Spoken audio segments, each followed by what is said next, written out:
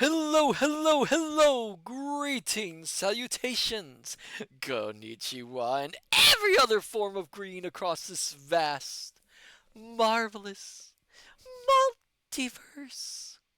I am Matsu Quinox. This is Horace, and welcome back, my dear, marvelous, wonderful scholars, to the study. Oh my goodness, great! Oh wow! I got a. Hello there! Hello there, pretty tuna. It's one of those. Mm. Hello there. Welcome. Ah, hello there, Dr. Zadium. Welcome. Hello there, Yulian 20. Congratulations on getting first. Heidi ho. Oh, uh, hello there. How? Welcome back to the study. Oh my God. Yeah, it's one of those days.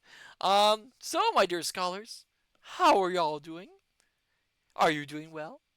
Is everything going okay? How are you? Dr. Zayden doing okay. Oh, good to hear. Good to hear. Oh my goodness gracious, I gotta drink water. Mm. Ow, darn it. Julian 20, well, I get a root canal tomorrow. Oh dear, Julian 20. Oh, take care. I hope everything goes well for you. Oh my goodness gracious. Oh, my poor dear scholars.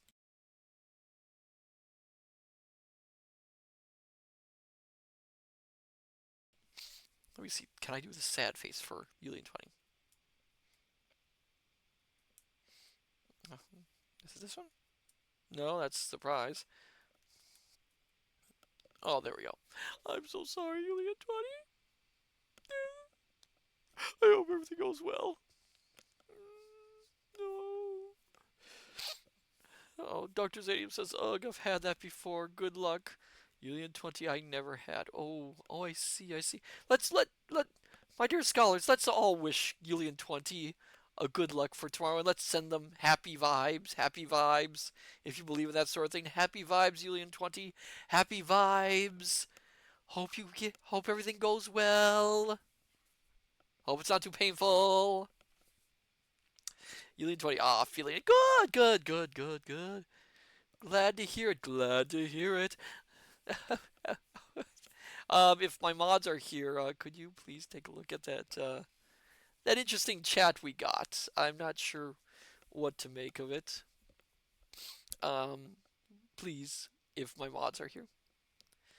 So it shouldn't hurt too much. They numb you up really well. Oh, good, good. Glad to hear about that.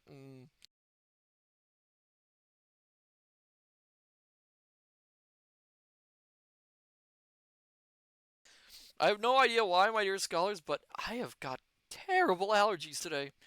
Oh, not sure if it's something in the study or something cosmic. Oh my goodness gracious. My nose is just driving me nuts. So if you hear me snuffling or sneezing, that's why. Oh, Unit 20. Ah, poor dear Matsu. Yes, poor dear me. Yes, give me all the sympathy in the world. Well, in the multiverse. In the multiverse.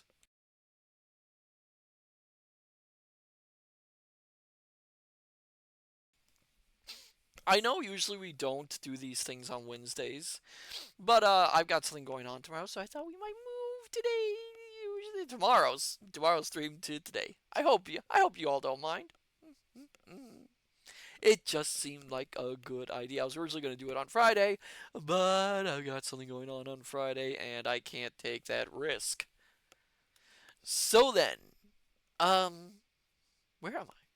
Where were we? What am I doing?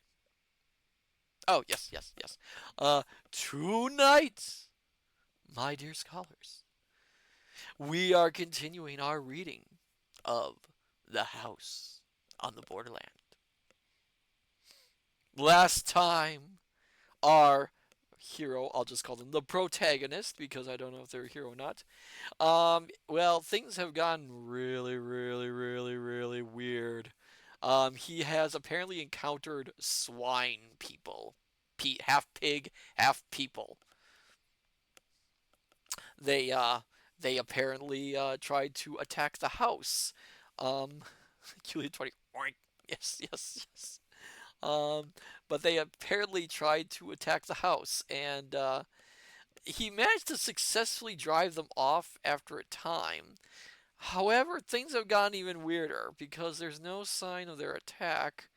Plus, his sister, who was there during the attack, seems to be more frightened of him than anything else. And he's convinced that she's gone just nuts because of all the stress and all that. But I don't know. I don't know, my dear scholars. I don't know. I don't know what's going on. I don't know. I suspect there's darker things at play, my dear scholars. I'm trying to keep myself a little bit caffeinated tonight because I need it. Oh, I forgot to say how my day went. Horace, how did our day go? Well, it was about average. About average. A lot of things on our minds, my dear scholars, and also planning for next week, which I'll talk about after this stream.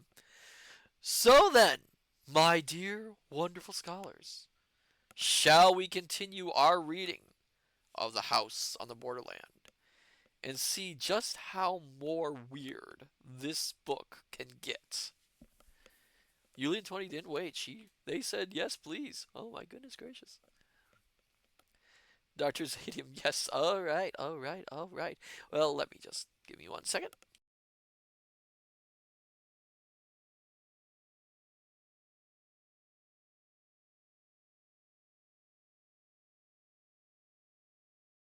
Okay, okay, okay.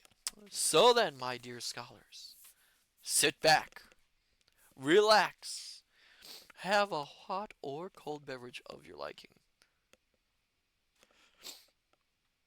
Dim the lights, if you wish, and let us continue our reading of The House on the Borderland by William Hope Hodgson.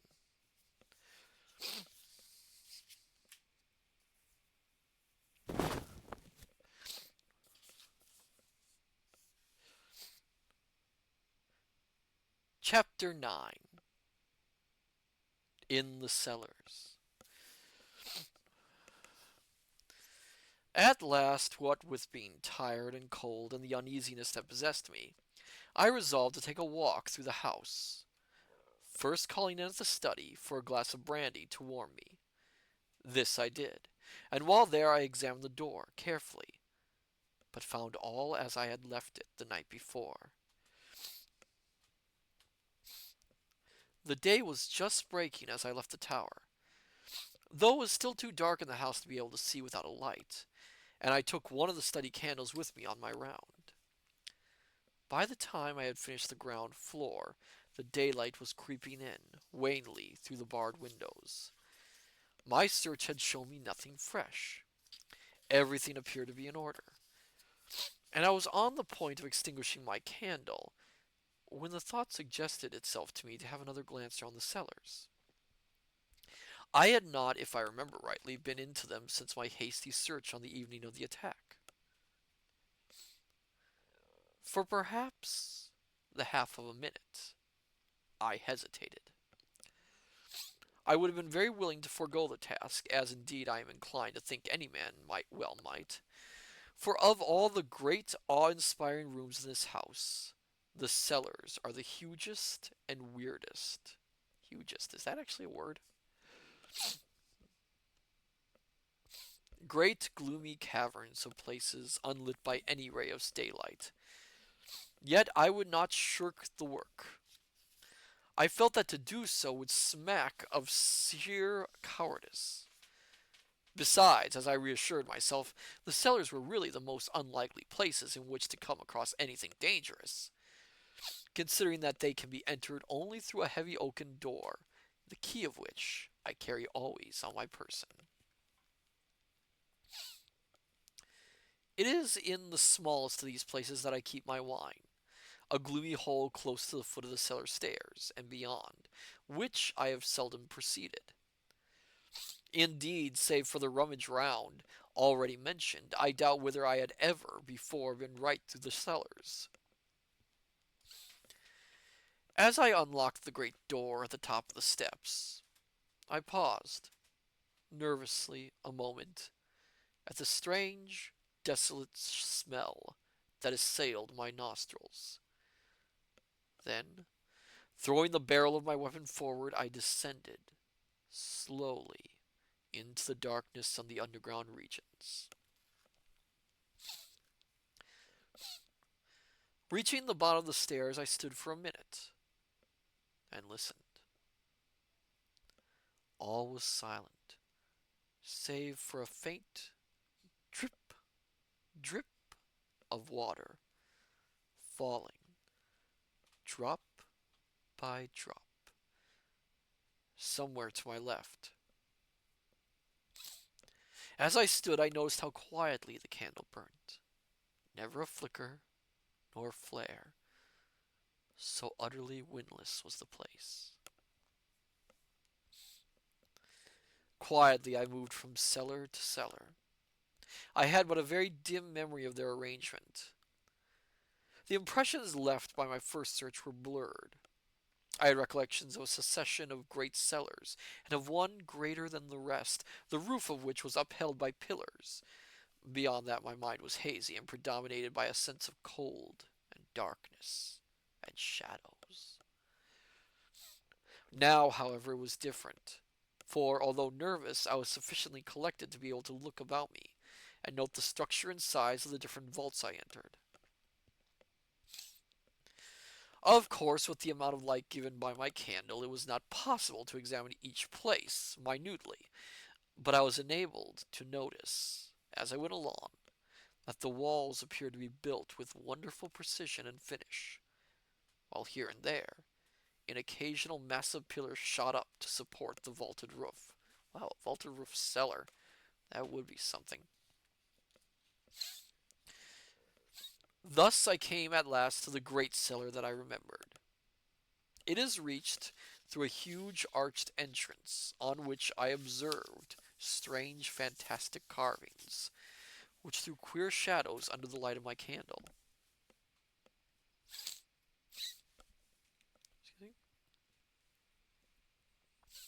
As I stood and examined these thoughtfully, it occurred to me how strange it was that I should be so little acquainted with my own house. Yet this may be easily understood when one realizes the size of this ancient pile, and the fact that only my old sister and I live in it, occupying a few of the rooms, such as our wants decide.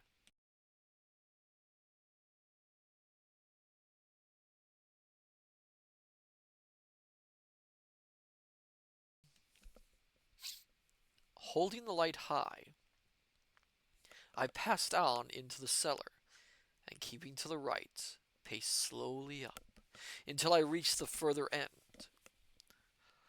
I walked quietly, and looked cautiously about as I went. But so far as the light showed, I saw nothing unusual. At the top, I turned to the left, still keeping to the wall, and so continued until I. Oh! Zen. Hello, everyone! Hello there, Zen! Matsu, are you sad? Do I still have the sad? I don't think I have the sad face on right now. Oh, my sniffing. Oh, that's allergies. I've got I've got cosmic allergies right now, Zen. Oh, the blue. Oh, it's the blue. Ah! Zen, you're looking a bit blue. Zen, no. This is simply my skin tone.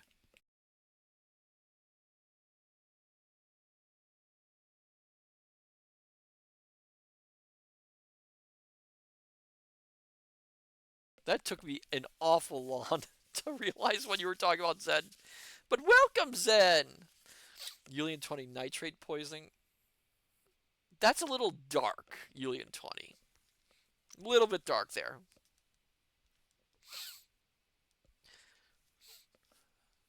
At the top, I turned to the left, still keeping to the wall, and so continued until I had traversed the whole of the vast chamber.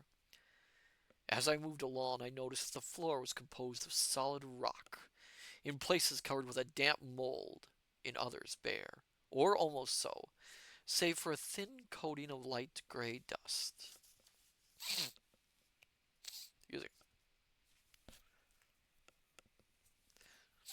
I had halted at the doorway. Now, however, I turned and made my way up the center of the place, passing among the pillars and glancing to right and left as I moved. About halfway up the cellar, I stubbed my foot against something that gave out a metallic sound. Stooping quickly, I held the candle and saw that the object I had kicked was a large metal ring. Bending lower, I cleared the dust from around it and presently discovered that it was attached to a ponderous trapdoor, black with age. Feeling excited and wondering to where it could lead, I laid my gun on the floor and, sticking the candle in the trigger guard, took the ring in both hands and pulled. The trap creaked loudly, the sound echoing vaguely through the huge place, and opened heavily. Propping the edge on my knee, I reached for the candle and held it in the opening, moving it to right and left, but could see nothing. I was puzzled and surprised. There was no signs of steps, nor even the appearance of there ever having been any. Nothing save an empty blackness. I might have been looking down into a bottomless, sideless well. Though even as I stared, full of perplexity, I seemed to hear, far down, as though from untold depths, a faint whisper of sound. I bent my head quickly more into the opening and listened intently. It may have been fancy, but I could have sworn to hear a soft titter that grew into a hideous chuckling, faint and distant. Startled, I leapt backwards, letting the trap fall with a hollow clang that filled the place with echoes. Even then I seemed to hear that mocking, suggestive laughter, but this I knew must be my imagination. The sound I had heard was far too slight to penetrate through the cumbrous trap. For a full minute I stood there, quivering, glancing nervously behind and before, but the great cellar was silent as a grave, and gradually I shook off the frightened sensation. With a calmer mind, I became again curious to know into what that trap opened, but could not then summon sufficient courage to make a further investigation. One thing I felt, however, was that the trap ought to be secured. Thus I accomplished by placing upon it several large pieces of dressed stone, which I had noticed in my tour along the east wall. Then, after a final scrutiny of the rest of the place, I retraced my way through the cellars to the stairs, and so reached the daylight with an infinite feeling of relief that the uncomfortable task was accomplished. Very short chapter there.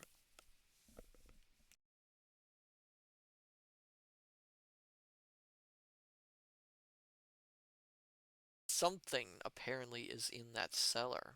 Ooh. Also, how big is this house to have a cellar that big? I mean, granted, the cellar is probably pretty deep, but it sounds like the cellar is a huge cavern. Oh,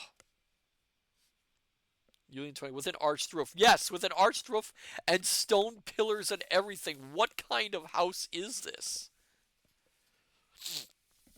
Union 20, lots of places for bats. Ah, bats. Batties. Yes. We have bats in the study, you know. We have a few places with them. They're not a problem. They're no problem. They're quite nice actually.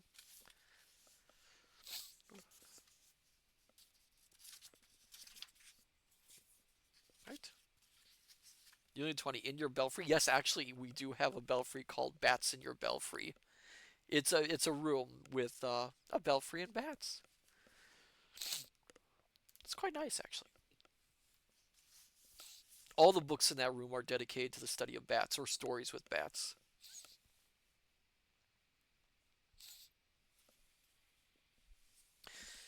Chapter 10. The Time of Waiting. The sun was now warm and shining brightly, forming a wondrous contrast to the dark and dismal cellars. And it was with comparatively light feelings that I made my way up to the tower to survey the gardens. There I found everything quiet, and after a few minutes went down to Mary's room. Here, having knocked and received a reply having knocked and received a reply, I unlocked the door. My sister was sitting quietly on the bed, as though waiting. She seemed quite herself again and made no attempt to move away as I approached. Yet I observed that she scanned my face anxiously, as though in doubt, and but half assured in her mind that there was nothing to fear from me.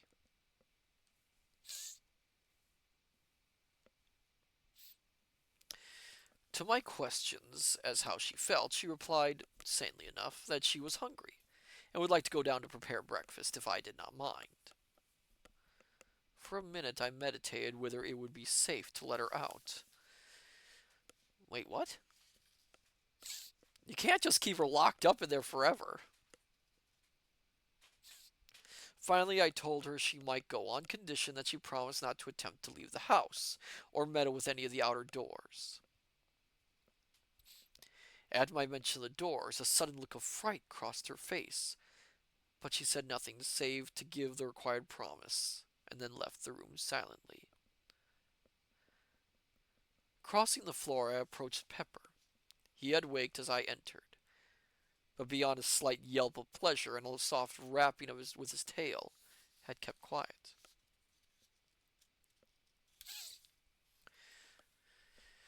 Now, as I patted him, he made an attempt to stand up and succeeded, only to fall back on his side with a little yowl of pain. Ah, poor Pepper.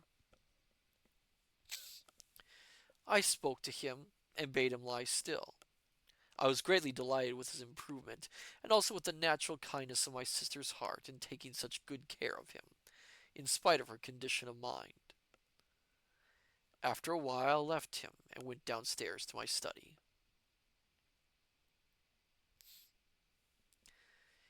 In a little time, Mary appeared, carrying a tray on which smoked a hot breakfast.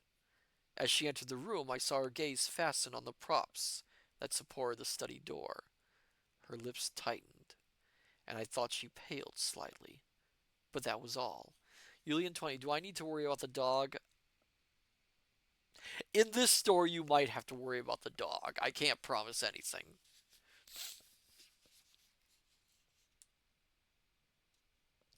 Putting the tray down at my elbow, she was leaving the room quietly when I called her back. She came, it seemed, a little timidly, as though startled, and I noted that her hand clutched at her apron nervously. Come, Mary, I said. Cheer up. Things look brighter. I've seen none of the creatures since yesterday morning early. She looked at me in a curiously puzzled manner, as though not comprehending. Then intelligence swept into her eyes and fear, but she said nothing, beyond an unintelligible murmur of acquiescence. After that I kept silent. It was evident that any reference to the swine things was more than her shaken nerves could bear. I do have this theory. I don't think that Mary can actually see the creatures. I don't think she can see any of the things he's seen. And so my personal theory is she thinks he's absolutely crazy. And his behavior isn't helping things. I mean, locking her in the room, treating her like essentially a hostage. It's he's I think she's obviously scared of him because she thinks I think yeah, I think she's scared of him because she thinks he's crazy.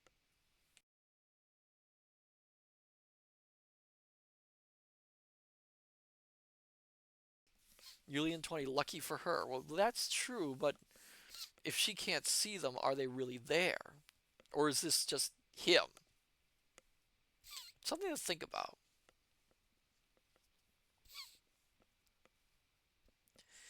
Breakfast over, I went up to the tower. Here, during the greater part of the day, I maintained a strict watch over the gardens. Once or twice I went down to the basement to see how my sister was getting along. Each time I found her quiet and curiously submissive. Indeed, on the last occasion, she even ventured to address me on her own account with regard to some household matter that needed attention. Though this was done with an almost extraordinary timidity, I hailed it with happiness, as being the first word voluntarily spoken since the critical moment, when I had caught her unbarring the back door, to go out among those waiting brutes. I wonder whether she was aware of her attempt, and how near a thing it had been, but refrained from questioning her, thinking it best to let well alone. That night I slept in a bed, the first time for 2 nights. In the morning I rose early and took a walk through the house. All was as it should be, and I went up to the tower to have a look at the gardens. Here again I found perfect quietness. At breakfast, when I met Mary, I was greatly pleased to see that she had sufficiently regained command over herself to be able to greet me in a perfectly natural manner. She talked sensibly and quietly, only keeping carefully from any mention of the past couple of days. In this I humored her, to the extent of not attempting to lead the conversation in that direction. Earlier in the morning I had been to see Pepper. He was mending rapidly and bade fair to be on his legs, in earnest, in another day or two. Before leaving the breakfast table I made some reference to his improvement. In the short discussion that followed, I was surprised to gather from my sister's remarks that she was still under the impression that his wound had been given by the wild cat of my invention. It made me feel almost ashamed to myself for deceiving her. Yet the lie had been told to prevent her from being frightened. And then I had been sure, and then I had been sure that she must have known the truth later, when those brutes had attacked the house. Yeah, something really weird's going on here. During the day I kept on the alert, spending much of my time as on the previous day in the tower, but not a sign could I see of the swine creatures, nor hear any sound. Several times the thought had come to me that the things had at last left us, but up to this time I had refused to entertain the idea seriously Now, however, I began to feel that there was reason for hope. It would soon be 3 days since I had seen any of the things, but still I intended to use the utmost caution. For all that I could tell, this protracted silence might be a ruse to tempt me for the house, perhaps right into their arms. The thought of such a contingency was alone sufficient to make me circumspect. So it was that the 4th, 5th, and 6th days went by quietly without my making any attempt to leave the house. On the 6th day I had the pleasure of seeing Pepper once more upon his feet, and though still very weak, he managed to keep me company during the whole of that day.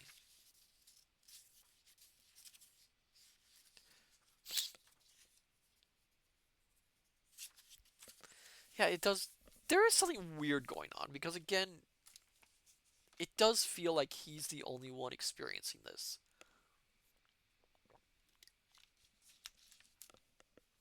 And I'm wondering if Hodgson is going for that direction to make us wonder if it's all in his mind.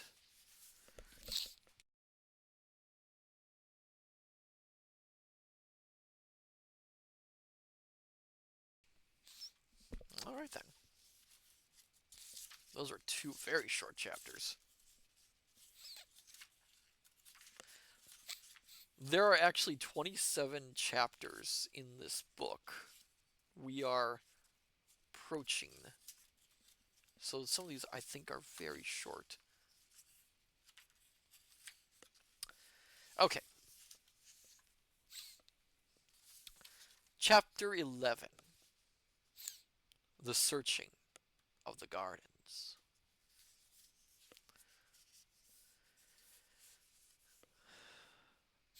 How slowly the time went, and a thing to indicate that any of the brutes still infested the garden. It was on the ninth day that, finally, I decided to run the risk, if any there were, and sally out.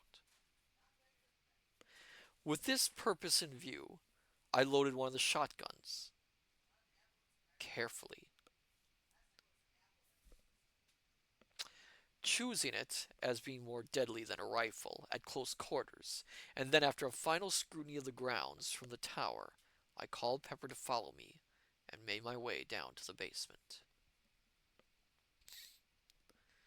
At the door, I must confess to hesitating a moment. The thought of what might be awaiting me among the dark shrubberies was by no means calculated to encourage my resolution. It was but a second, though, and then I had drawn the bolts and was standing on the path outside the door. Pepper followed, stopping at the doorstep to sniff suspiciously, and carrying his nose up and down the jambs as though following a scent. Then, suddenly, he turned sharply and started to run here and there in semicircles and circles all around the door, finally returning to the threshold. Here he began again to nose about. Hitherto I had stood watching the dog, yet all the time with half my gaze on the wild tangle of gardens stretching round me. Now I went towards him, and bending down examined the surface of the door, where he was smelling. I found that the wood was covered with a network of scratches, crossing and recrossing one another, in inextricable confusion. In addition to this, I noticed that the doorposts themselves were gnawed in places. Beyond these I could find nothing, and so, standing up, I began to make the tour of the house wall. Pepper, as soon as I walked away, left the door and ran ahead, still nosing and sniffing as he went along. At times he stopped to investigate. Here would be a bullet hole in the pathway, or perhaps a powder-stained wad. Anon it might be a piece of torn sod or a disturbed patch of weedy path. But save for such trifles, he found nothing. I observed him critically as he went along, and could discover nothing of uneasiness in his demeanor to indicate that he felt the nearness of any of the creatures. By this I was assured that the garden was empty, at least for the present, of those hateful things. Pepper could not be easily deceived, and it was a relief to feel that he would know and give me timely warning if there were any danger. Reaching the place where I had shot that first creature, I stopped and made a careful scrutiny, but could see nothing. From there I went on to where the great coping stone had fallen. It lay on its side, apparently just as it had been left when I shot the brute that was moving it. A couple of feet to the right of the near end was a great dent in the ground, showing where it had stuck. The other end was still within the indentation, half in and half out. Going nearer, I looked at the stone more closely. What a huge piece of masonry it was, and that creature had moved it single-handed in its attempt to reach what lay below. I went round to the further end of the stone. Here I found that it was possible to see under it, for a distance of nearly a couple of feet. Still I could see nothing of the stricken creatures, and I felt much surprised. I had, as I have before said, guessed that the remains had been removed, yet I could not conceive that it had been done so thoroughly as to not leave some certain sign beneath the stone indicative of their fate. I had seen several of the brutes struck down beneath it, with such force that they must have been literally driven into the earth, and now not a vestige of them had been seen. Not even a blood stain. That's a good question, my dear scholars. Think on that. There's no evidence of these creatures ever being here. Interesting. I felt more puzzled than ever as I turned the matter over in my mind, but could think of no plausible explanation. Oh, there's a plausible explanation, but he's not gonna think of it. He dare not. And so finally gave it up as one of the many things that was unexplainable. From there I transferred my attention to the study door. I could see now even more plainly the effects of the tremendous strain to which it had been subjugated, and I marveled how, even with the support afforded by the props, it had withstood the attacks so well. There were no marks of blows, indeed none had been given, but the door had been literally riven from its hinges by the application of enormous silence force. One thing I observed affected me profoundly. The head of one of the props had been driven right through a panel. This was of itself sufficient to show how huge an effort the creatures had made in breaking down the door, and how nearly they had succeeded. Leaving, I continued my tour around the house, finding little else of interest, save at the back, where I came across the piece of piping I had torn from the wall, lying among the lawn grass beneath the broken window. Then I returned to the house, and having rebolted the back door, went up to the tower. Here I spent the afternoon, reading and occasionally glancing down into the gardens. I had determined, if the night passed quietly, to go as far as the pit on the morrow. Perhaps I should be able to learn then something of what had happened. The day slipped away, and the night came and went much as the last few nights had gone.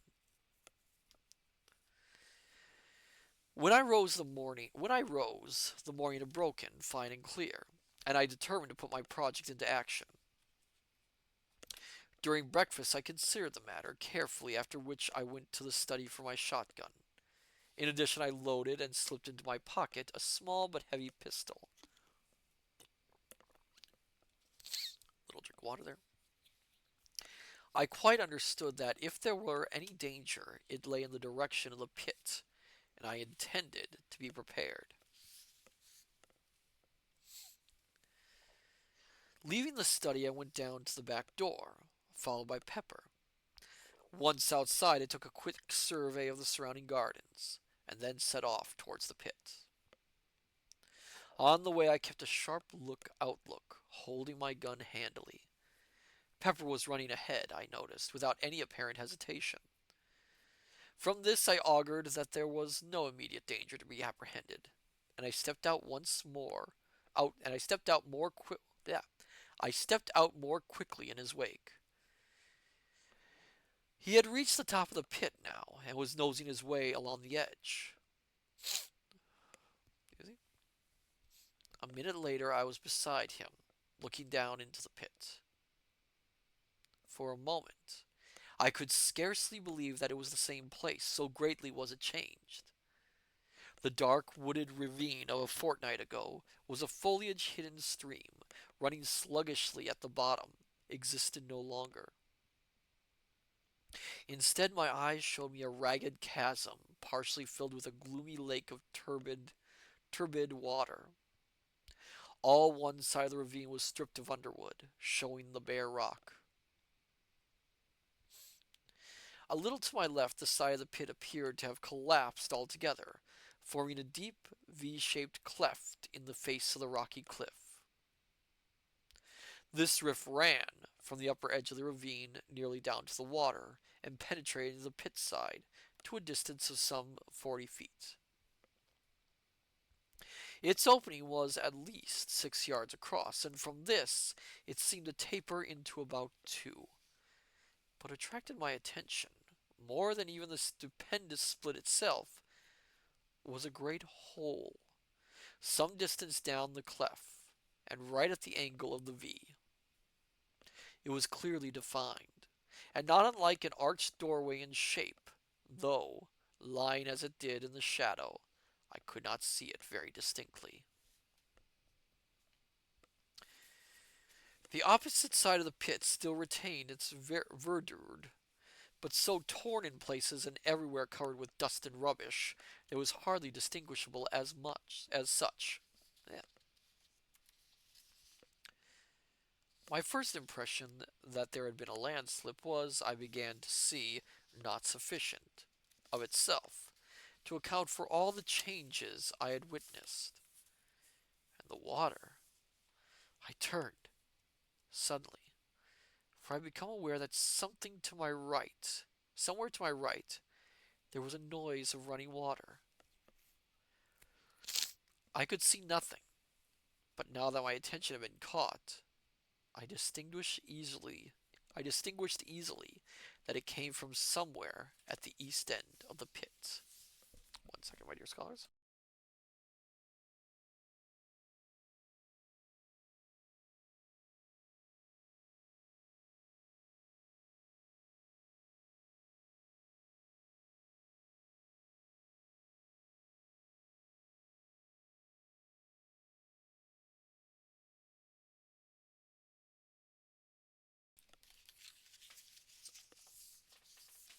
Oh, thank you for the posture check, Julian20. Oh,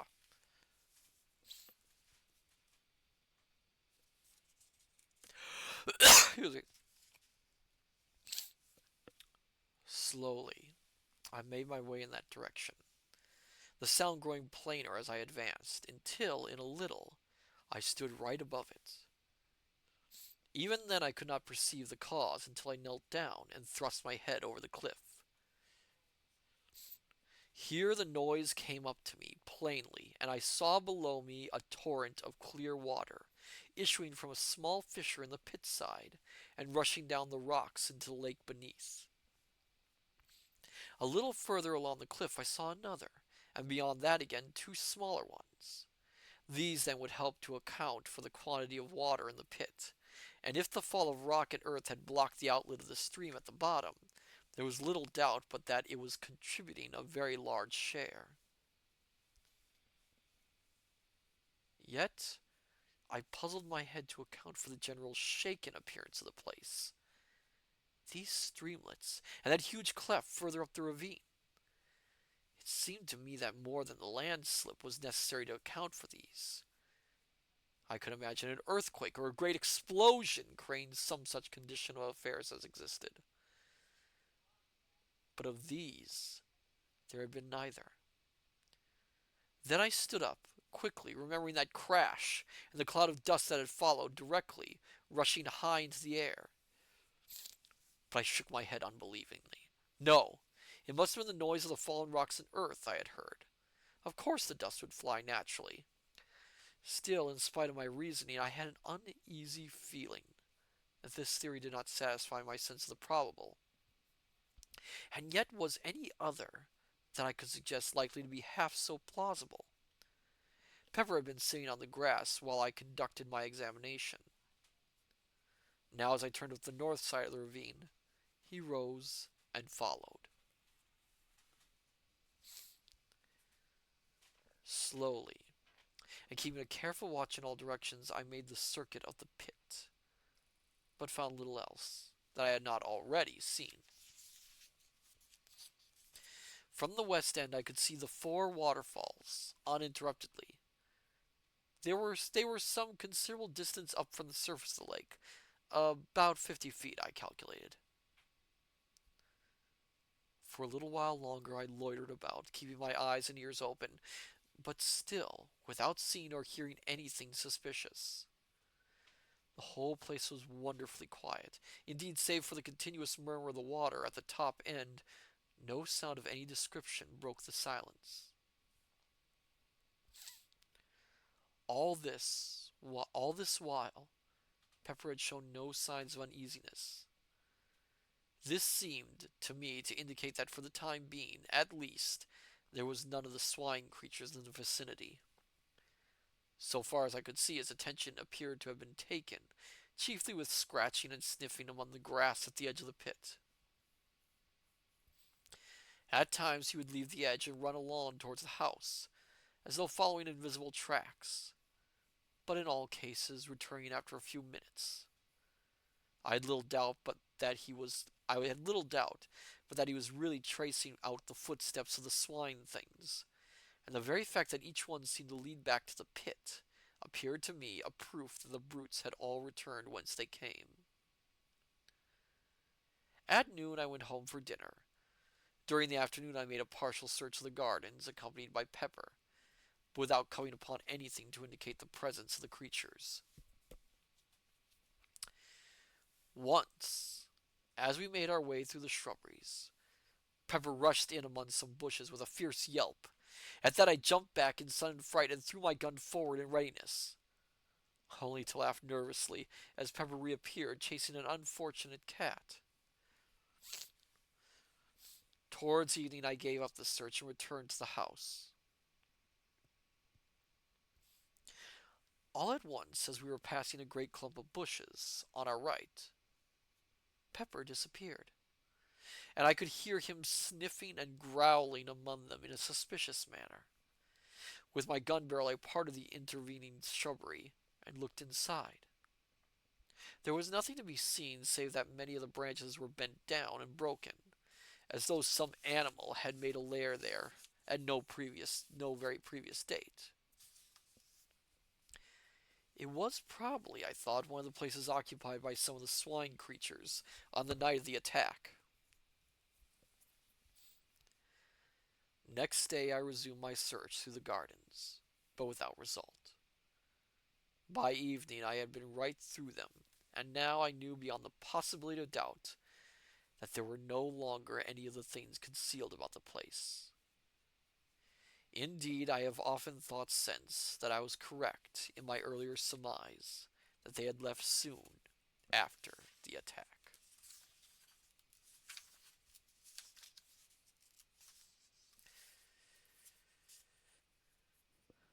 Excuse me 1 second.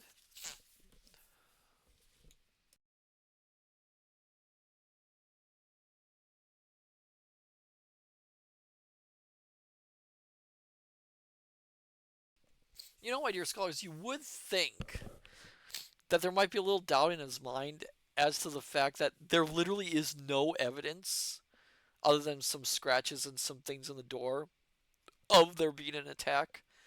No footprints, no bodies, no blood, no nothing. So you would think he would at least have some little bit of doubt in his mind. I'll hand it to him. I guess he's very confident about his views. Alright then. Next chapter's a little bit longer.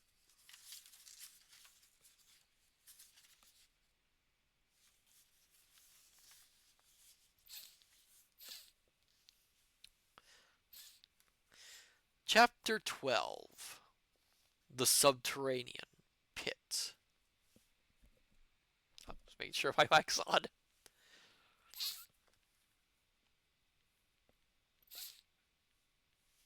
Easy. Another week came and went, during which I spent a great deal of my time about the pit mouth. I had come to the conclusion a few days earlier that the arched hole in the angle of the great rift was the place through which the swine things had made their exit, from some unholy place in the bowels of the world. How near the probable truth this went, I was to learn later.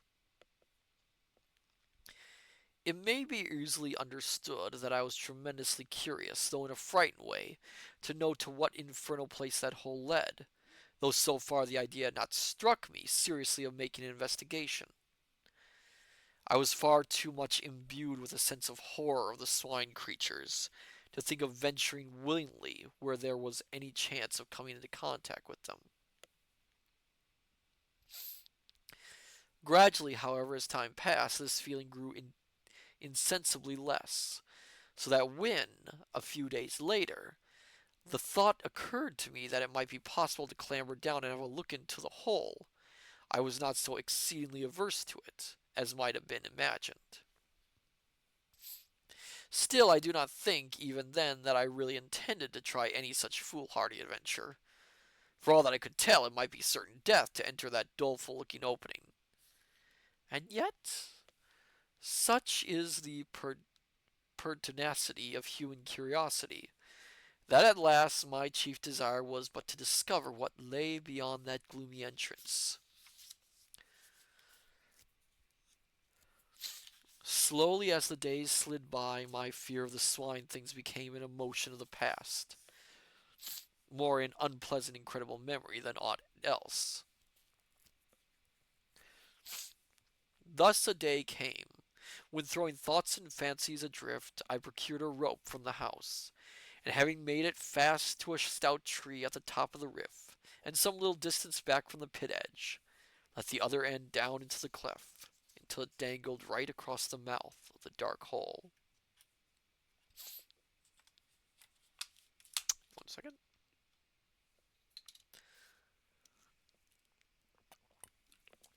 More water.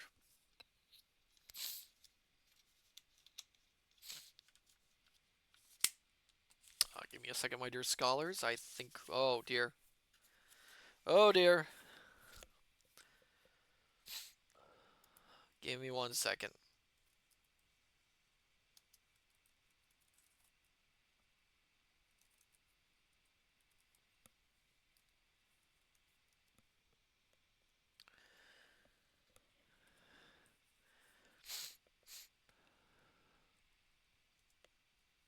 Ah. Hold on, I gotta take care of something. Also, hello there, Yumiko. Welcome. I will get to that hydrate in such a in a section section in a second.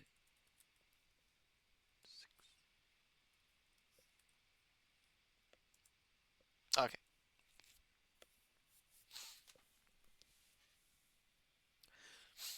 Yumiko, I heard my sleeper agent wake word water.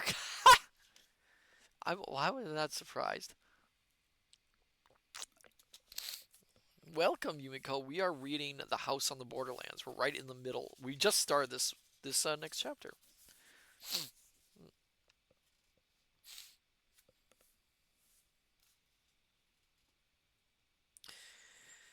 Then cautiously, and with many misgivings as to whether it was not a mad act that I was attempting, I climbed slowly down using the rope as a support until I reached the hole. Yumiko, is our dog okay? Pepper is getting better from the injury. Pepper is getting better. Yumiko, that's all I came for, our dog. I climbed slowly down, using the rope as a support, until I reached the hole. Here, still holding onto the rope, I stood and peered in. All was perfectly dark, and not a sound came to me. Yet a moment later, it seemed that I could hear something.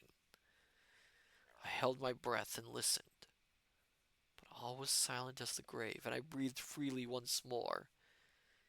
At the same instant, I heard the sound again. It was like a noise of labored breathing, deep and sharp drawn.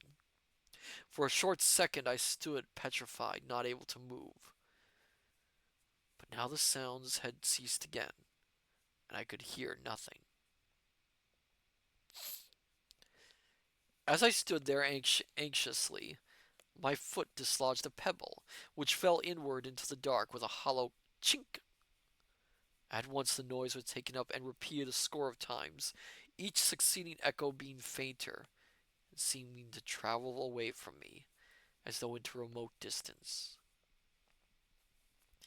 Then, as the sounds fell again, I heard that stealthy breathing. For each respiration I made, I could hear an answering breath. The sounds appeared to be coming nearer, and then I heard several others, but fainter and more distant. Why I did not grip the rope and sprain up out of danger, I cannot say. It was as though I had been paralyzed. I broke out into a profuse sweat and tried to moisten my lips with my tongue. My throat had gone suddenly dry, and I coughed huskily. It came back to me in a dozen horrible, throaty tones, mockingly. I peered helplessly into the gloom, but still nothing showed.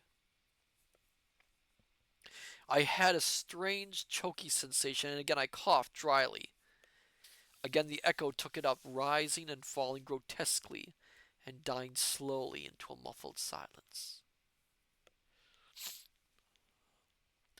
And then suddenly a thought came to me, and I held my breath. The other breathing stopped. I breathed again, and once more it recommenced. But now I no longer feared. I knew that the strange sounds were not made by any lurking swine creature, but were simply the echoes of my own respirations. Yet I had received such a fright that I was glad to scramble up the rift and haul up the rope. I was far too shaken and nervous to think of entering the dark hole then, and so returned to the house. I felt more myself next morning, but even then I could not summon up sufficient courage to explore the place. All this time the water in the pit had been creeping slowly up, and now stood but a little below the opening. At the rate at which it was rising, it would be level with the floor in less than another week, and I realized that unless I carried out my investigation soon, I should probably never do so at all, as the water would rise and rise until the opening itself was submerged. It may have been that this thought stirred me to act, but whatever it was, a couple of days later saw me standing at the top of the cleft, fully equipped for the task. This time I was resolved to conquer my shirking and go right through with the matter. With this intention I brought, in addition to the rope, a bundle of candles, meaning to use them as a torch. Also my double-barreled shotgun. In my belt I had a heavy horse pistol loaded with buckshot. As before, I fastened the rope to the tree. Then, having tied my gun across my shoulder with a piece of stout cord, I lowered myself over the edge of the pit. At this moment, Pepper, who had been eyeing my actions, watchfully rose to his feet and ran to me with a half bark, half wail, it seemed to me, of warning.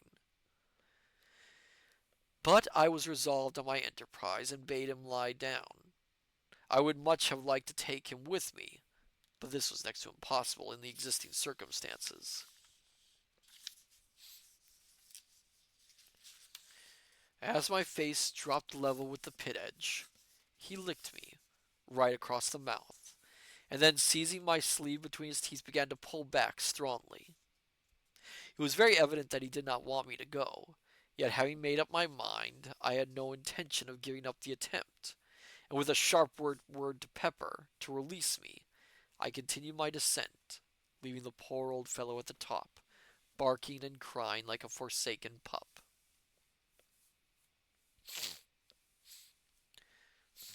Carefully I lowered myself from projection to projection. I knew that a slip might mean a wetting. Reaching the entrance, I let go the rope and untied the gun from my shoulders. Then, with a last look at the sky, which I noticed was clouding over rapidly, I went forward a couple of paces, so as to be shielded from the wind, and lit one of the candles. Holding it above my head and grasping my gun firmly, I began to move on, slowly, throwing my glances in all directions.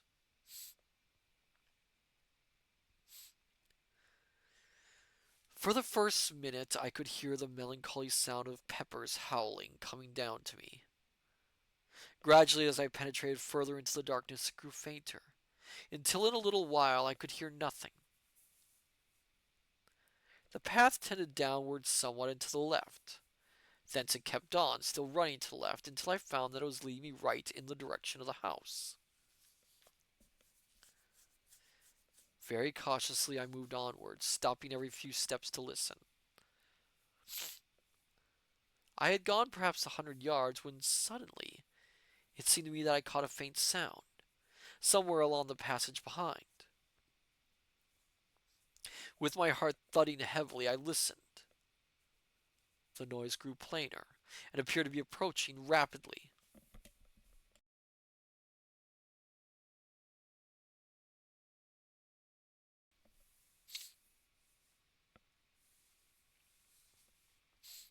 In the first moments of fright I stood irresolute, not knowing whither to go forward or backwards. Then, with a sudden realization of the best thing to do, I backed up to the rocky wall on my right, and holding the candle above my head, waited, gun in hand, cursing my foolhardy curiosity for bringing me into such a strait. I had not long to wait. but a few seconds before two eyes reflected back into the gloom. The rays of my candle. Back from the gloom, the rays of my candle. I raised my gun, using my right hand only, and aimed quickly. Even as I did so, something leapt out of the darkness with a blustering bark of joy that woke the echoes like thunder. It was Pepper. How he had contrived to scramble down the cleft, I could not conceive. As I brushed my hand nervously over his coat, I noticed that he was dripping, and concluded that he must have tried to follow me and fall into the water, from which he would not find it very difficult to climb. Aw, Pepper. Pepper's the best character in this book. Having waited a minute or so to steady myself, I proceeded along the way, Pepper following quietly. I was curiously glad to have the old fellow with me. He was company, and somehow with him at my heels I was less afraid. Also, I knew how quickly his keen ears would detect the presence of any unwelcome creature, should there be such, amid the darkness that wrapped us. For some minutes we went slowly along, the path still leading straight towards the house. Soon I concluded we should be standing right beneath it. Did the path but carry far enough? I led the way cautiously for another 50 yards or so. Excuse me. Then I stopped and held the light high, and reason enough I had to be thankful that I did so, for there not 3 paces forward, the path vanished, and in place showed a hollow blackness that sent sudden fear through me. Very cautiously I crept forward and peered down, but could see nothing. Then I crossed to the left of the passage to see whether there might be any continuation of the path. Here, right against the wall, I found that a narrow track, some 3 feet wide, led onward. Carefully I stepped onto it, but had not gone far before I regretted venturing thereon. For after a few paces, the already narrow way resolved itself into a mere ledge, which on the one side the solid unyielding rock, towering up in a great wall to the unseen roof, and on the other that yawning chasm. I could not help reflecting how helpless I was, should I be attacked there, with no room to turn, and where even the recoil of my weapon might be sufficient to drive me headlong into the depths below. To my great relief, a little further on the track suddenly broadened out again to its original breadth. Gradually, as I went onward, I noticed that the path treaded steadily to the right, and so after some minutes I discovered that I was not going forward, but simply circling the huge abyss. I had evidently come to the end of the great passage. 5 minutes later I stood on the spot from which I had started, having been completely round what I guess now to be a vast pit, the mouth of which must be at least 100 yards across. For some little time I stood there lost in perplexing thought. What does it all mean? Was the cry that had begun to reiterate through my brain. A sudden idea struck me, and I searched round for a piece of stone. Presently I found a bit of rock about the size of a small loaf. Sticking the candle upright in a crevice of the floor, I went back from the edge somewhat, and taking a short run, launched the stone forward into the chasm, my idea being to throw it far enough to keep it clear of the sides. Then I stooped forward and listened, but though I kept perfectly quiet for at least a full minute, no sound came back to me from out of the dark.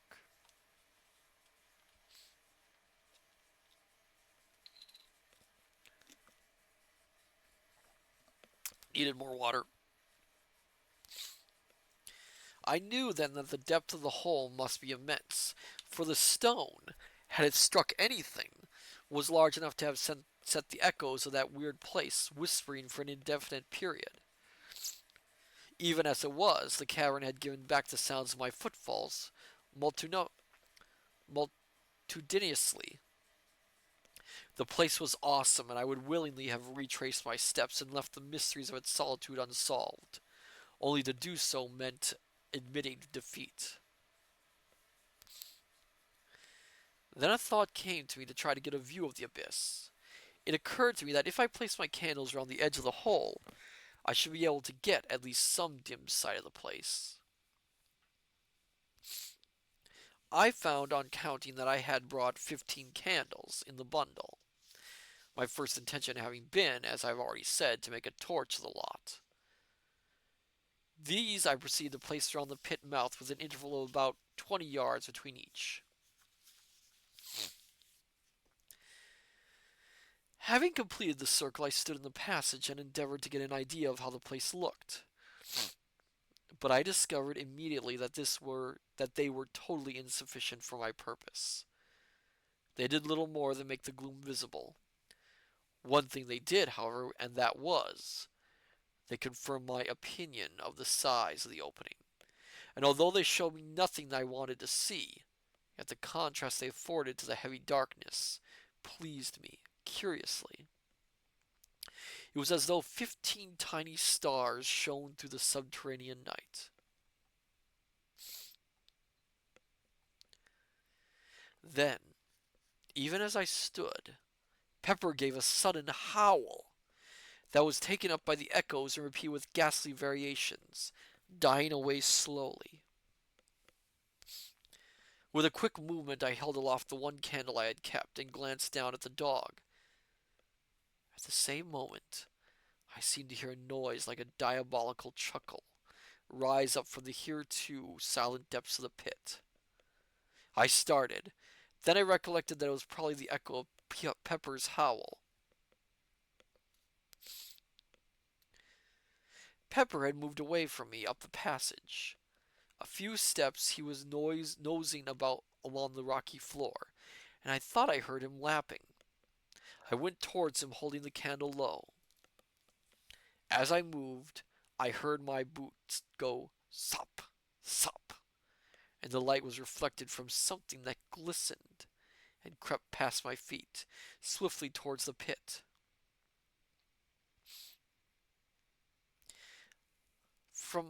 I bent lower and looked, then gave vent to an expression of surprise.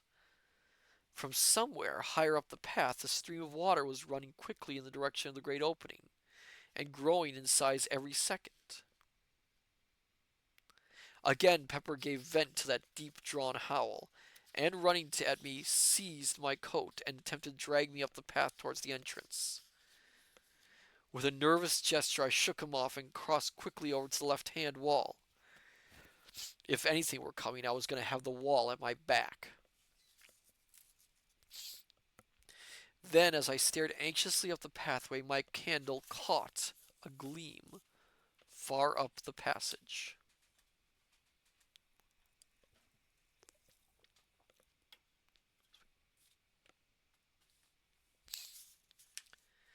At the same moment, I became conscious of a murmurous roar that grew louder and filled the whole cavern with deafening sound. From the pit came a deep, hollow echo, like the sob of a giant. Then I had sprung to one side onto the narrow ledge that ran around the abyss, and turning saw a great wall of foam sweep past me and leap tumultuously into the waiting chasm. A cloud of spray burst over me, extinguishing my candle and wetting me to the skin. I still held my gun. The 3 nearest candles went out, but the further ones gave only a short flicker. After the first rush, the flow of water eased down to a steady stream, maybe a foot in depth, though I could not see this until I had procured one of the lighted candles, and with it started to reconnoiter. Pepper had fortunately followed me as I leaped for the ledge, and now, very much subdued, kept close behind.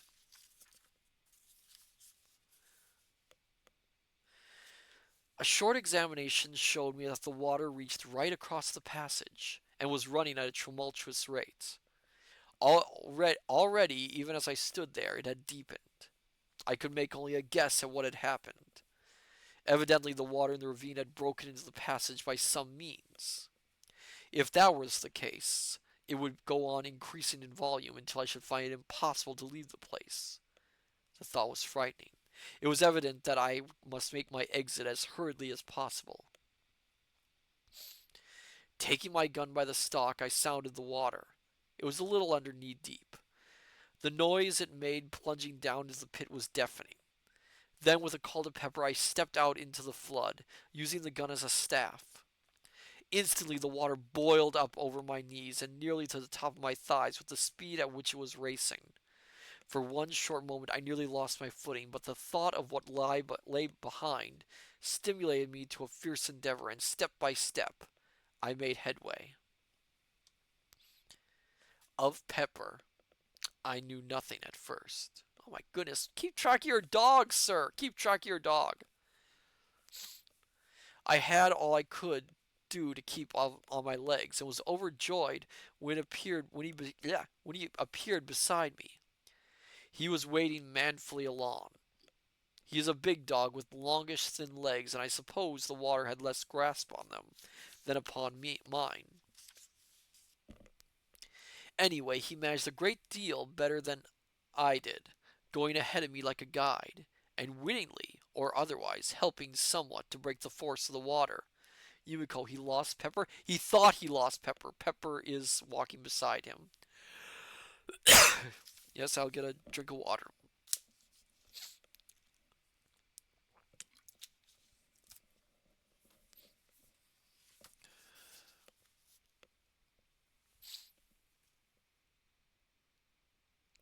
On we went, step by step, struggling and gasping, until somewhere about 100 yards had been safely traversed.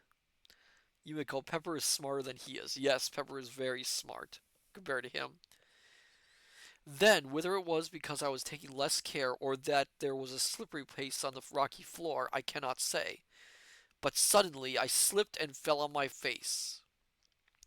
Instantly the water leapt over me in a cataract, hurling me down towards that bottomless hole at a frightful speed. Frantically I struggled, but it was impossible to get a footing. I was helpless, gasping and drowning. All at once something gripped my coat and brought me to a standstill. It was Pepper. Missing me, he must have raced back through the dark turmoil to find me, and then caught and held me until I was able to get to my feet. I have a dim recollection of having seen, momentarily, the gleams of several lights, but of this I have never been quite sure. If my impressions are correct, it must have been washed down to the very brink of that awful chasm before Pepper managed to bring me to a standstill. And the lights, of course, could only have been the distant flames of the candles I had left burning. But as I have said, I am not by any means sure. My eyes were full of water, and I had been badly shaken. And there was I, without my helpful gun, without light, and sadly confused, with the water deepening, depending slowly upon my old friend Pepper to help me out of that hellish place. Julian 20. Pepper! Yes, Pepper saves the day. I was facing the torrent. Naturally, it was the only way in which I could have sustained my position a moment, for even old Pepper could not have held me long against that terrific strain, without assistance, however blind, from me. Perhaps a minute passed, during which I was touch and go, during which it was touch and go with me. Then gradually I recommenced my tortuous way up the passage. And so began the grimmest fight with death, from which ever I hoped to emerge victorious. Slowly, furiously, almost hopelessly I strove, and that faithful Pepper led me, dragged me, upward and onward, until at last ahead I saw a gleam of blessed light. It was the entrance.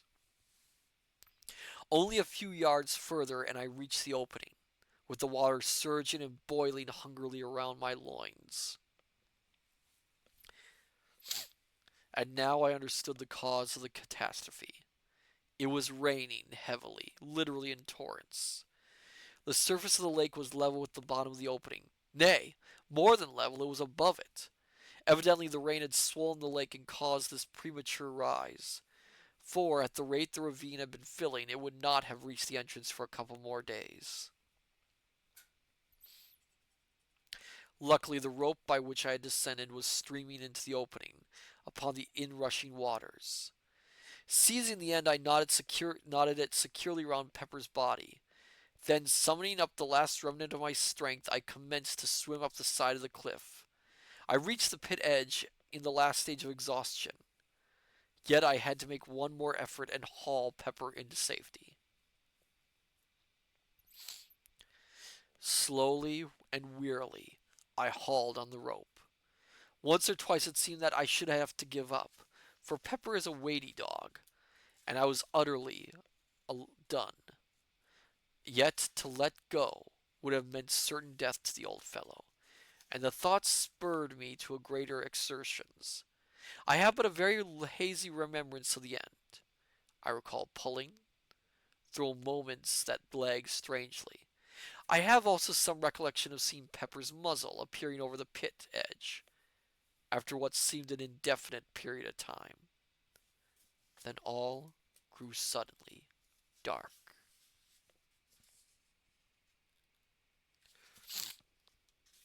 Okay. All right. I think we have time for one more chapter. It's a very short chapter, so I think we'll read that one, my dear scholars, and then call it a night. Pepper really is the hero there, saving his master's life. The idiot.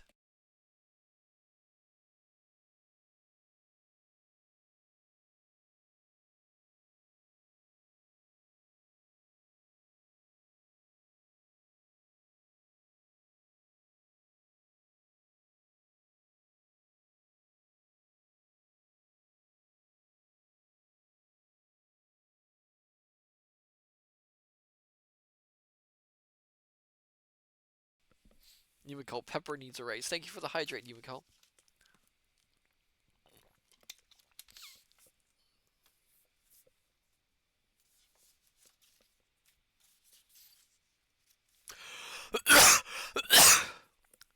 Excuse me. Alright, last chapter for the evening.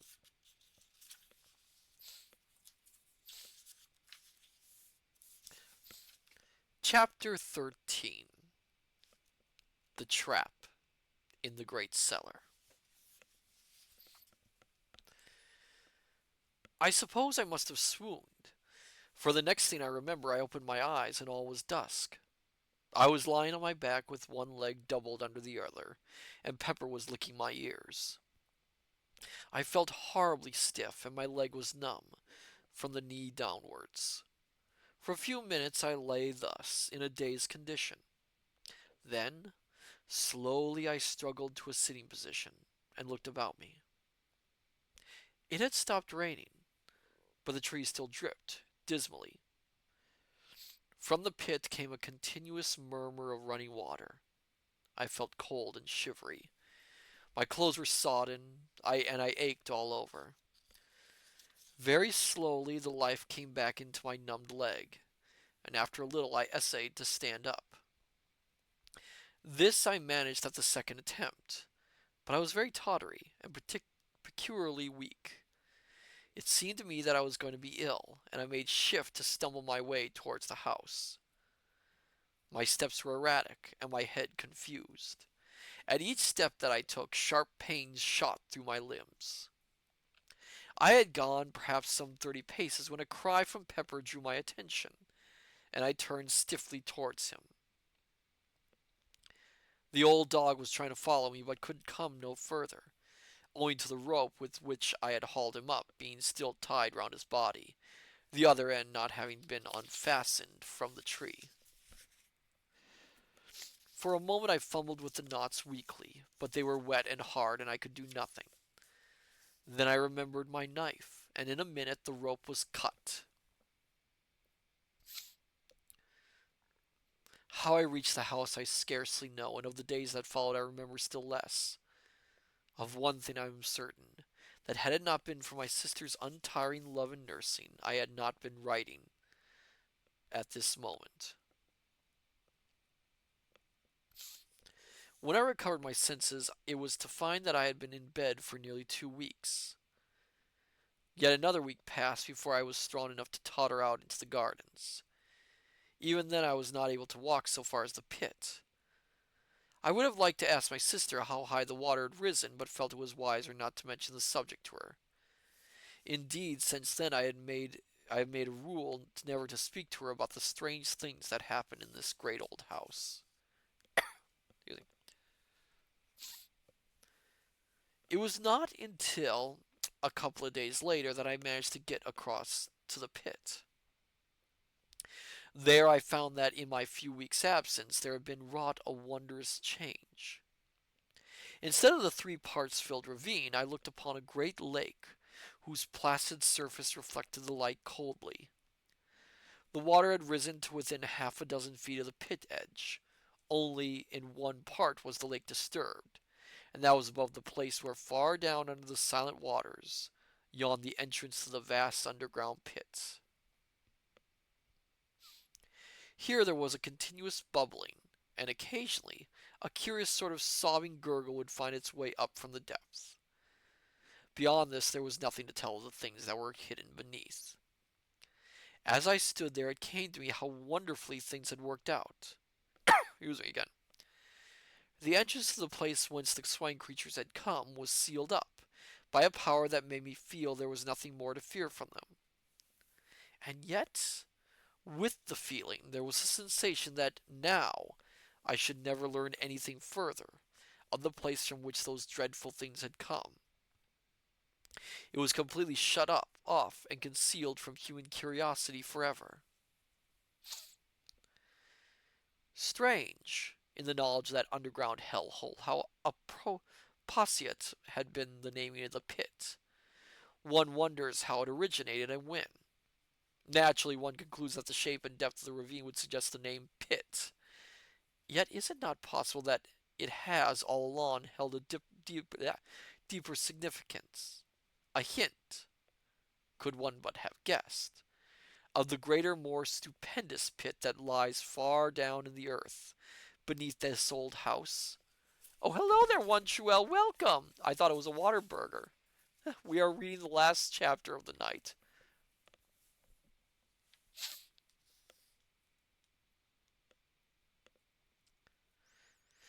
Of the greater, most stupendous pit that lies far down in the earth, beneath this old house, under this house.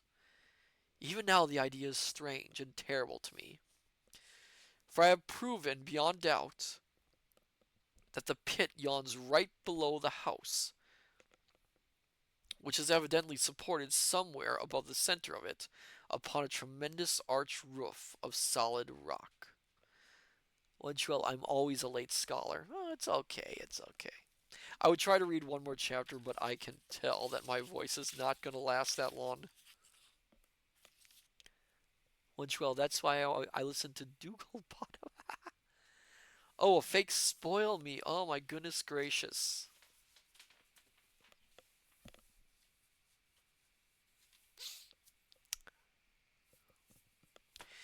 You know, Montreal, and everyone else, I hate to spoil you. You know what?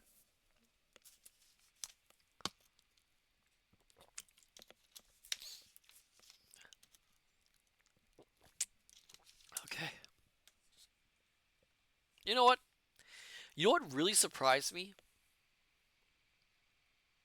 That the Call of Cthulhu, you know the Call of Cthulhu, that the Call of Cthulhu was a pizza order.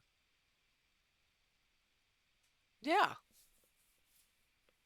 Yeah, it was a pizza order. Do you know what Cthulhu likes to eat? I can't believe it. Cthulhu orders mayonnaise, anchovy, and pepperoni pizza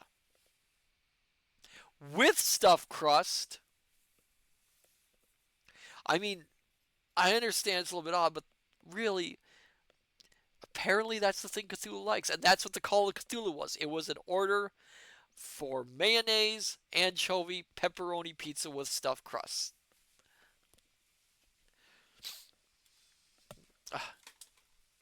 That's the thing. You okay there, Yumiko?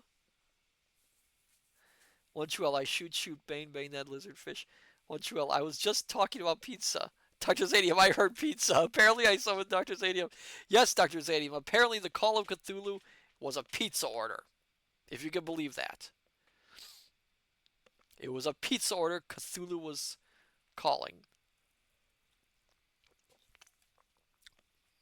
One true L, pineapple pizza is so good. I don't mind pineapple pizza, actually. I like pineapple pizza, actually. I like the sweetness of it. Said him, yes. Yumiko, mayonnaise? Yes, mayonnaise. Cthulhu likes mayonnaise on his pizza. Yep.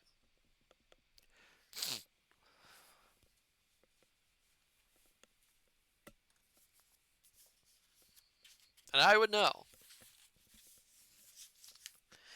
I played plenty of those orders the last time they were sofa surfing at the study. Okay, where was I? Montreal. Yumiko, they do that on those shredded chicken and that roast beef one. Yumiko, that's the real holy sin. Montreal, I could be just.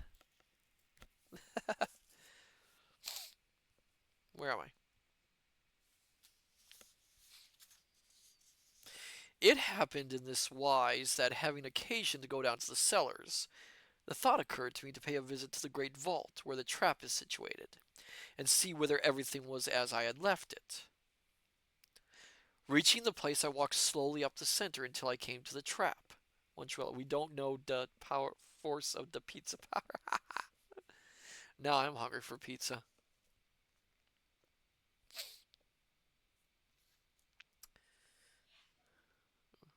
Trap situated. Reaching the place, I walked slowly up the center until I came to the trap. There it was, with the stones piled upon it, just as I had seen it last. I had a lantern with me, and the idea came to me that now would be a good time to investigate whatever lay beneath the great oak slab. Placing the lantern on the floor, I tumbled the stones off the trap, and grasping the ring, pulled the door open. As I did so, the cellar became filled with the sound of a murmurous thunder that rose from far below. At the same time, a damp wind blew up into my face, bringing with it a load of fine spray.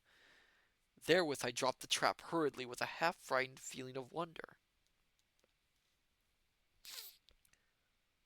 For a moment, I stood puzzled. I was not particularly afraid. The haunting fear of the swine things had left me long ago. But I was certainly nervous and astonished. Then a sudden thought possessed me, and I raised the ponderous door with a feeling of excitement. Leaving it staying upon its end, I seized the lantern and, kneeling down, thrust it into the opening. As I did so, the moist wind and spray drove into my eyes, making me unable to see for a few moments. Even when my eyes were clear, I could distinguish nothing below me, save darkness and whirling spray. Seeing that it was useless to expect to make out anything with the light so high, I felt in my pockets for a piece of twine with which to lower it further into the opening. Even as I fumbled, the lantern slipped from my fingers and hurled down into the darkness.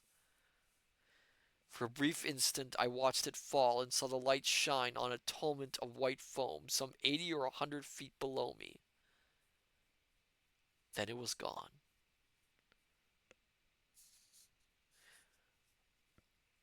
My sudden surmise was correct, and now I knew the cause of the wet and noise. The great cellar was connected with the pit by means of the trap, which opened right above it, and the moisture was the spray rising from the water falling into the depths. In an instant, I had an explanation of certain things that had hitherto puzzled me. Now I could understand why the noises on the first night of the invasion had seemed to rise directly from under my feet, and the chuckle that had sounded when first I opened the trap. Evidently, some of the swine things must have been right beneath me. Another thought struck me. Were the creatures all drowned? Would they drown? I remembered how unable I had been to find any trace to show that my shooting had been really fatal. Had they life as we understand life, or were they ghouls? These thoughts flashed through my brain as I stood in the dark, searching my pockets for matches.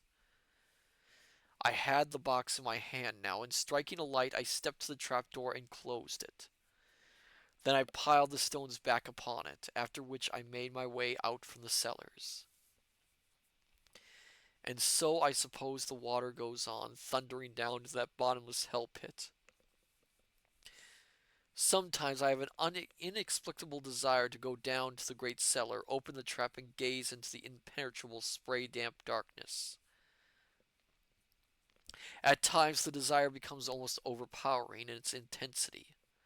It is not mere curiosity that prompts me, but more as though some unexplained influence were at work. Still I never go, and I intend to fight down the strange longing and crush it, even as I would the unholy thought of self-destruction.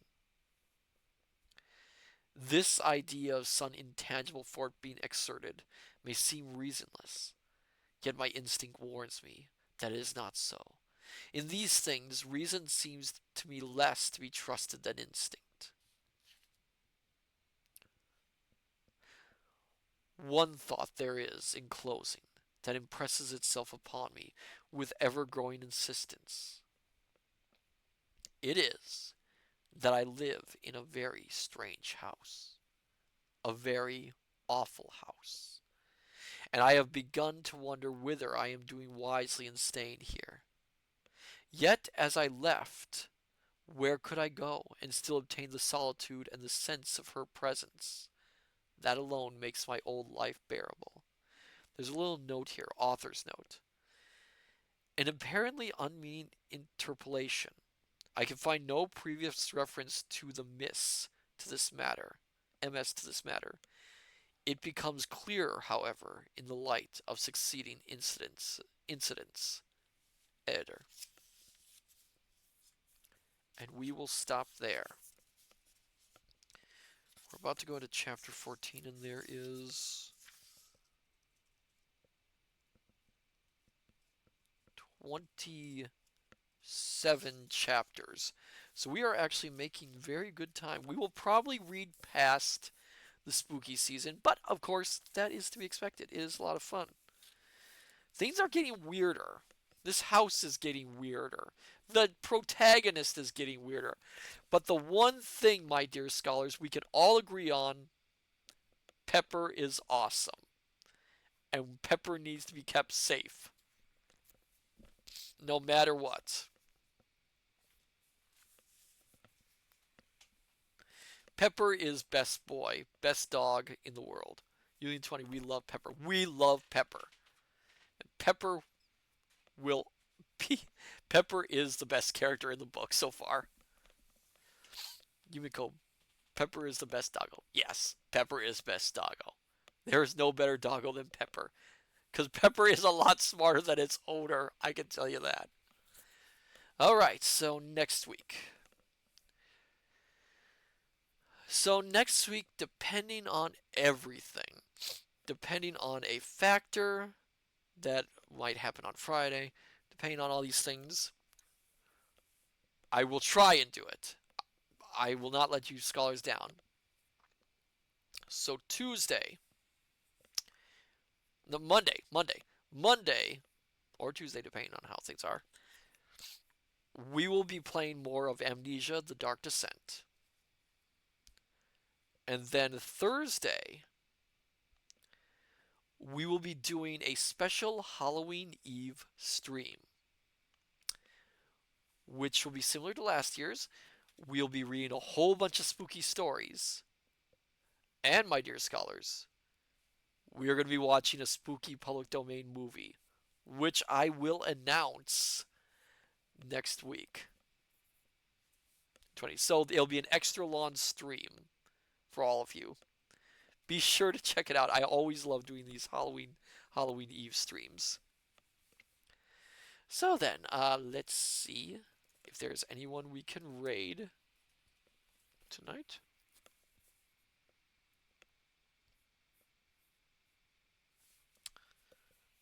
Okay. seen a lot of people. Um, let's raid Gentle Fox ASMR. They are reading something called Nightboat. Um, so then, my dear scholars, I say unto you, good evening, good morning, good afternoon. Till we meet each other again at the study. Take care, and I shall see you next time. Till then, farewell and bye bye.